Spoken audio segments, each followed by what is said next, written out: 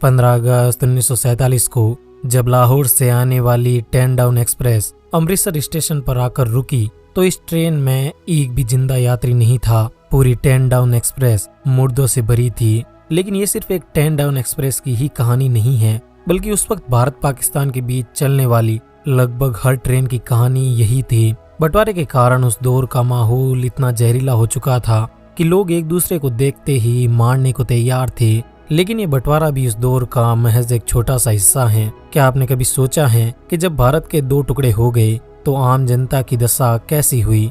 उस दौर का समाज कैसा था? उनकी स्थिति कैसी थी? उनकी रोजमर्रा की जिंदगी और उनकी जीवन शैली कैसी थी? चलिए जानते हैं। स्वागत है आपका रेडी टू नो पर।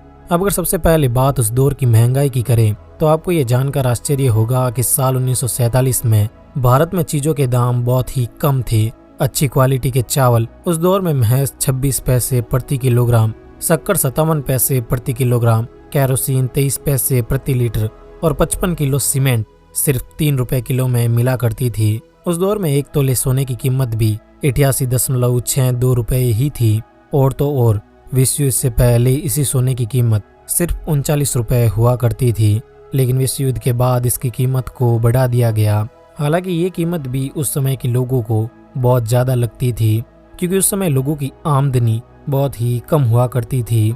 उस दौर में एक आम भारतीय की सालाना कमाई महज 250 रुपए ही हुआ करती थी। मुद्रा उस समय भारत में $1 बराबर 3.3 भारतीय रुपए हुआ करते थे, जो कि बेशक आज के रुपए के मुकाबले कई गुना मजबूत था। परंतु आपको यह जानकर आश्चर्य होगा कि जब भारत पाकिस्तान का बंटवारा हो चुका था, उसके बाद भी मार्च 1948 तक पाकिस्तान में भारतीय रुपया ही चला करता था और 1 अप्रैल 1948 से भारत ने पाकिस्तान के लिए भी नोट छापने शुरू किए।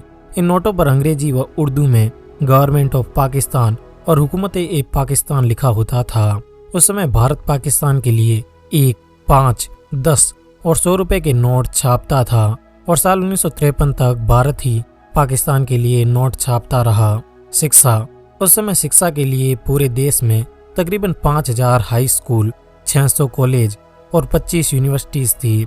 और अगर साक्षरता की बात करें तो आज़ादी के समय भारत में केवल 12% लोग ही पढ़े लिखे थे, जिस कारण ज्यादातर लोग उस समय खेती और मजदूरी का कार्य करते थे। भारतीय रेलवे भारत में पहली ट्रेन 16 अप्रैल 1853 के दिन मुंबई के बोरी बंदर से थाने के बीच चली थी। 33 किलोमीटर की इस यात्रा में 20 डिब्बों वाली ट्रेन ने लगभग 75 मिनट का समय लिया और उस समय इस ट्रेन में 3 स्टीम इंजन लगे थे। और जब अंग्रेज भारत को छोड़कर गए तो पूरे भारत की रेलवे लाइन 65,185 किलोमीटर लंबी थी और देश की पूरी रेल व्यवस्था देसी रजवाड़ों और प्राइवेट कंपनियों के हाथ में थी, जिसे आजादी के तुरंत बाद भारत सरकार ने अपने अधीन कर लिया। 1947 के उस समय में मुंबई में कुल 204 ट्रेनें दौड़ा करती थी और जिनका किराया पाई से लेकर कुछ आने तक हुआ करता था। भारतीय मोटर गाड़ी 1947 तक भारत में हिंदुस्तान मोटर्स और महिंद्रा की गाड़ियों का जमाना आ चुका था। सार्वजनिक यातायात की बात करें तो ओपन डबल डेकर और सिंगल डेकर जैसी बसें सड़कों पर दौड़ा करती थी। इन बसों का किराया तकरीबन 4 आने का था और उस दौर में पेट्रोल के दाम भी सिर्फ 41 पैसे प्रति लीटर थे। विमान यात्रा अगस्त 1947 के उस महीने तक भारत में लगभग 15 एयरपोर्ट थे और भारत में स्थित विमान कंपनियों की संख्या 10 थी, क्योंकि द्वितीय विश्व युद्ध के बाद अमेरिका ने अपने कई हवाई जहाज बेच दिए थे, जो कुछ धनिक भारतीयों ने खरीद कर अपना बिजनेस शुरू कर दिया।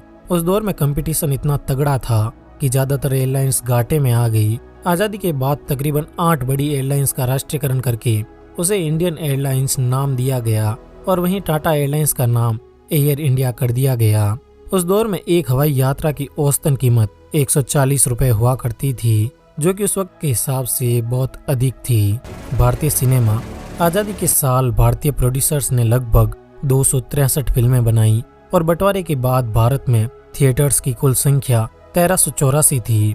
उस दौर में एक मूवी टिकट लगभग 25 पैसे का हुआ करता था, जबकि भारत से अलग हुए पाकिस्तान में कुल 117 थिएटर्स ही थे। तो दोस्तों, साल 1947 भारतीय इतिहास का वो दौर था जब किसी वस्तु की कीमत रुपए, पाई और आने में हुआ करती थी और तब चीजें आज के मुकाबले कई गुना सस्ती भी हुआ करती थी। लेकिन लोगों की आमदनी इतनी ज़्यादा नहीं थी। तो कैसा लगा आपको साल 1947 का वो दौर, हमें कमेंट करके ज़रूर बताइए। वीडियो को यहाँ तक देखने के लिए आपका बहुत बहुत धन्यवाद।